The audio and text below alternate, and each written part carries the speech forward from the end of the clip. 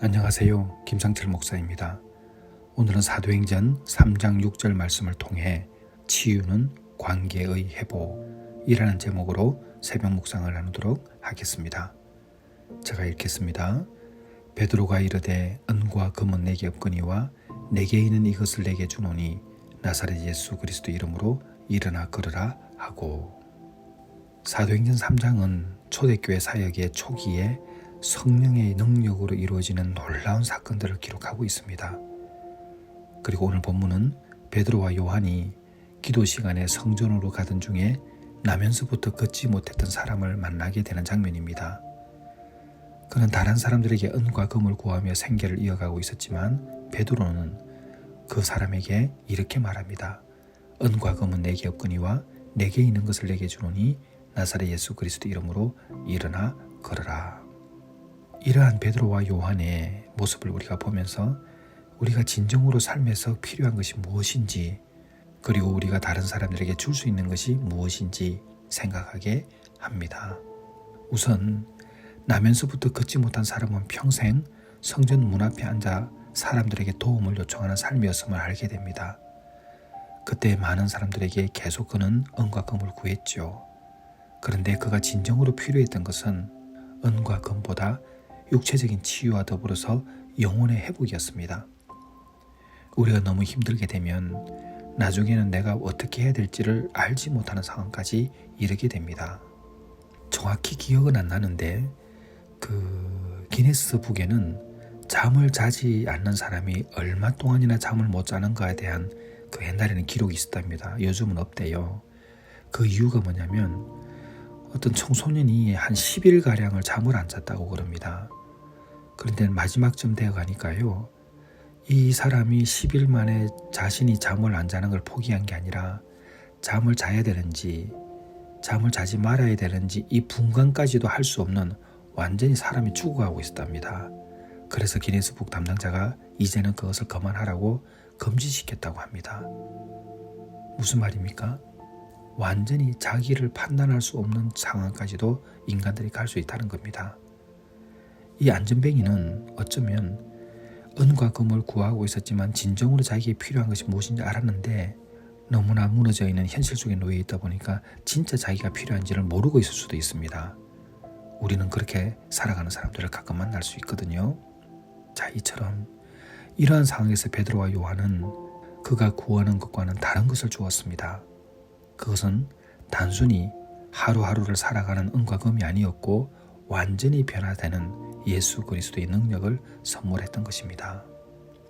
그리고 베드로는 은과 금은 내게 없다고 이야기했습니다. 이것은 물질적으로 지원할 수 없음을 솔직히 인정하죠. 그러나 자신에게는 또 있다는 것을 말합니다. 그것은 바로 은과 금과는 비교할 수도 없는 자신이 가진 가장 귀한 것이라고 말하면서 예수 그리스도의 이름과 그 능력을 나누게 됩니다. 예수님의 이름은 단순한 말이 아니라 하나님의 능력과 권세가 담긴 이름입니다. 베드로는 이 이름을 통해 나면서부터 걷지 못했던 사람을 이렇게 세웠습니다. 당연히 물질적인 도움을 줄 수 있어야 했지만 그는 물질적인 도움을 준 것이 아니라 오히려 더 나은 사람의 삶을 완전히 변화시키는 그 능력을 행하였던 것이죠. 우리가 가진 물질은 때로는 부족할 수 있습니다. 그러나 예수 그리스도의 이름과 능력은 누구에게나 나눌 수 있는 최고의 선물이라는 것을 우리가 알아야 되는 것이죠.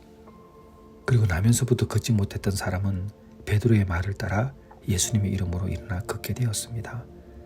단순히 걷는 능력을 얻은 것에 그치지 않았고 뛰면서 하나님을 찬송했고 성전으로 들어갔습니다. 사도행전 3장 8절에 뭐라고 기록되어 있냐면 뛰어서서 걸으며 그들과 함께 성전으로 들어가면서 걷기도 하고 뛰기도 하고 하나님을 찬송하니, 이렇게 나와 있죠. 회복되었던 그 사람은 어디로 갔습니까? 성전으로 갔습니다. 당연히 하나님을 찬송하고 예배자의 모습으로 들어간 것이죠. 우리가 주일날 보았던 문둥병 사람 중에 10명이 고침을 받았으나 9명은 어떻게 했습니까? 감사하지 않았죠. 그런데 그 전에 예수님께서 뭐라고 그러시냐면은 제사장에 가서 그 몸을 보이라고 그랬습니다. 나은 몸을. 우리가 레위기에 다시 말씀드리면 문둥병은 제사장이 그것을 보고 회복되었다라는 그 선포를 할 때에 그 문둥병자는 공동체로 다시 돌아올 수 있었습니다. 우리가 고침을 받는다는 이야기는 공동체의 회복이고 더 나은 방향으로 나아갈 수 있다는 실제적인 증거입니다. 치유는 관계가 회복되는 일이죠. 이 안전뱅이가 치유를 받았기 때문에 공동체로 갈 수 있었고 관계의 회복이 일어난 것입니다. 자, 그러면 이제 우리가 생각할 수 있습니다. 우리에게 있는 문제들은 치유가 필요합니다. 회복이 필요하죠. 그런데 치유가 되면 반드시 회복은 같이 오는 것입니다. 그 회복은 관계의 회복이죠. 다른 사람과의 관계, 모든 일들이 순조롭게 다시 이루어집니다. 그러므로 우리가 어떤 상황이 있든지 진짜 필요한 것이 무엇인지를 우리는 알기를 게을리하지 말아야 될 것입니다.